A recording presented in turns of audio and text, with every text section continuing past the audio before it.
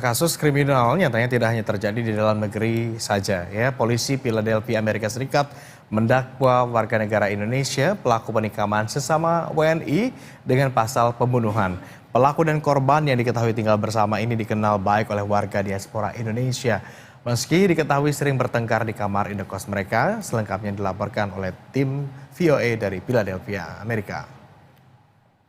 Warga negara Indonesia pelaku penikaman seorang WNI lainnya di Philadelphia, negara bagian Pennsylvania 4 Agustus lalu didakwa 4 pasal sekaligus, termasuk pembunuhan dan perusakan barang bukti. Menurut pernyataan tertulis kepolisian Philadelphia kepada VOA Jumat lalu, polisi mengidentifikasi terdakwa bernama Lim F. Pranasuria alias Ferry, sedangkan korban bernama Rahariati Andayani atau Yeni.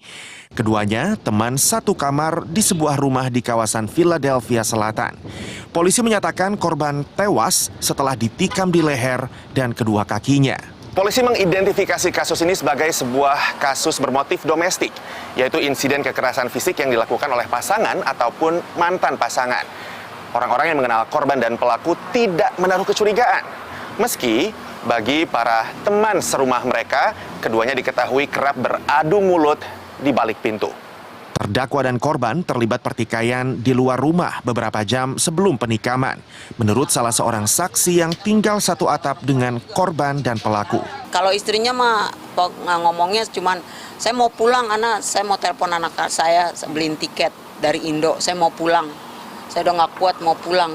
Gitu aja sampai saya rangkul naik ke atas. Penghuni lainnya juga menyaksikan perselisihan beberapa saat sebelum peristiwa nahas itu terjadi. Saya bilang, Cie ini mau ngopi, udah dibikinin sama Ciana, katanya gitu. Oh ya oke. Saya ngopi, tiba-tiba suaminya samperin. Itu airnya panas loh, katanya gitu. Tuh Cie dia mau seduh ke muka saya tuh. Ya saya udah langsung ketakutan, saya langsung mundur. Sementara itu, tetangga rumah korban yang datang untuk menolong sempat berinteraksi dengan pelaku yang sudah bersimbah darah. Waktu sebelumnya sih Ferry sempat ngomong, karena aku bilang, kenapa Ferry terjadi begitu, kenapa, saya bilang gitu.